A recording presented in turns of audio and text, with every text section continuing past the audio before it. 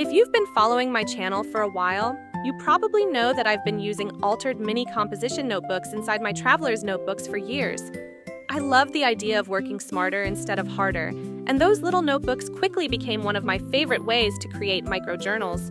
But one thing I always needed was a simple way to store journal cards, notes, ephemera, die cuts, and all those little bits and pieces we collect along the way. So, today I'm going to show you how to make this adorable journal pocket folder that's perfectly sized to fit inside a micro traveler's notebook. It's quick and easy to make, uses just one sheet of scrapbook paper, and gives you extra storage for all your journaling treasures. Whether you enjoy creative journaling, memory keeping, or traveler's notebooks, this little project is a fun way to add both beauty and organization to your journal.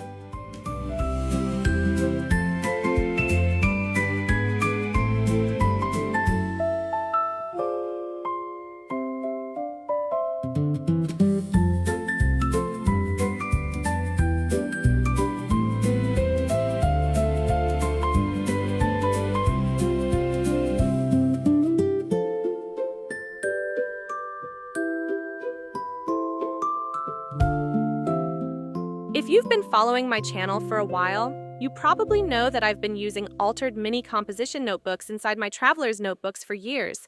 I love the idea of working smarter instead of harder, and those little notebooks quickly became one of my favorite ways to create microjournals.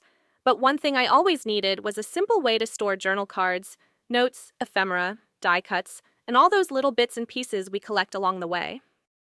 After quite a bit of trial and error, I finally landed on the perfect measurements for a journal pocket folder that fits beautifully alongside my altered mini composition notebooks inside a micro-sized traveler's notebook.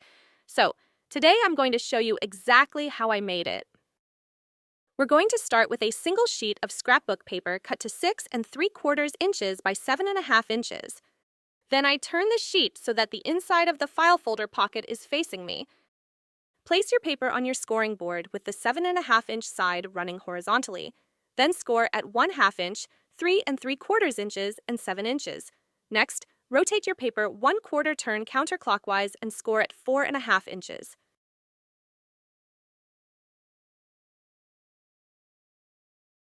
Next, we fold along all of our scored marks.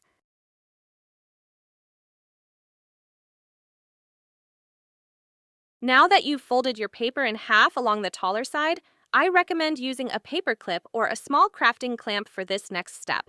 We're going to trim the pocket sections, and holding everything together will help keep your cuts nice and precise.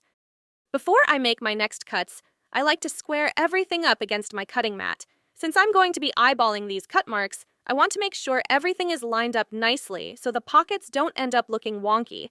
It's one of those little things that only takes a few seconds, but it really helps give your finished folders a cleaner and more professional look, especially if you're making these to sell or give them as gifts.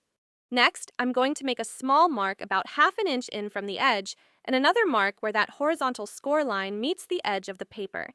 Using a ruler and a pencil, I'll simply connect those two marks with a straight line. That line will serve as my cutting guide. I like doing it this way because it gives me a nice, even pocket without having to measure every little detail, and it helps keep everything looking neat and professional. Next, on the right side of your folded paper, we're going to draw a slightly slanted line. Start at the outer edge of the paper and bring that line up to where the score lines meet at a right angle. One important thing to keep in mind is to begin your line inside the scored section. And then we make a small angled cut like you see me do here.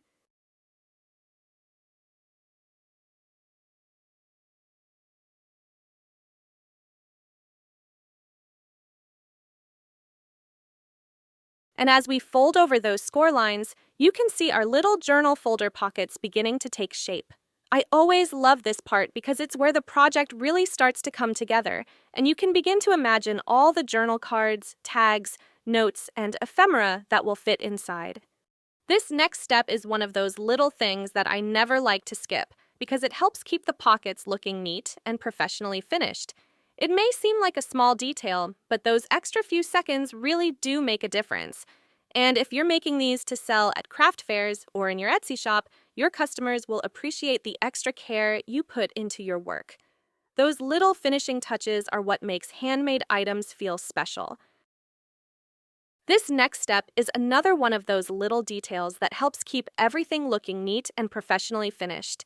Place a ruler over the pockets and make a pencil mark along the edge, stopping at the score line.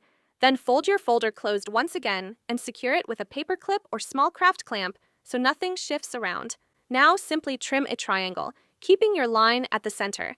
By cutting both sides together, you'll end up with nice, even edges that look clean and consistent. It's a small step, but it really gives your finished journal folders a polished, professional look. Now it's time to glue everything down and decorate the front however you'd like. Before you know it, you'll have adorable little journal folders that are perfectly sized to fit alongside your altered mini composition notebooks inside a passport-sized traveler's notebook. And the fun part is that you can add 1, 2, or even 3 of these little folders to your journal, giving yourself extra storage for ephemera, stickers, stamped sentiments, journal cards, and all those little embellishments you want to keep close by during your creative journaling sessions. I really love how quick and easy these are to make, and because they're perfectly sized for these altered composition notebooks, they make a wonderful addition to your traveler's notebook while adding both beauty and organization. And because these only take a few minutes to make and use just one sheet of paper, it's easy to create several coordinating folders for different themes, seasons, or collections. And last but not least, if you'd like, you can use a corner punch to round the outer edges of your little journal folders. I think that finishing touch gives them such a sweet look. Aren't these cute? Thank you so much for hanging out with me today. I hope this pocket-sized journal folder tutorial inspired you and gave you some ideas for organizing all those little journaling treasures we love to collect. If you enjoyed this project, I'd love it if you'd give this video a thumbs up, leave me a comment, and subscribe for more cozy and whimsical paper crafting ideas and tutorials. And don't forget to visit my blog, where you'll find even more paper crafting inspiration, project ideas, and tutorials. We do our best to share new projects every week, time permitting. Until next time, happy crafting!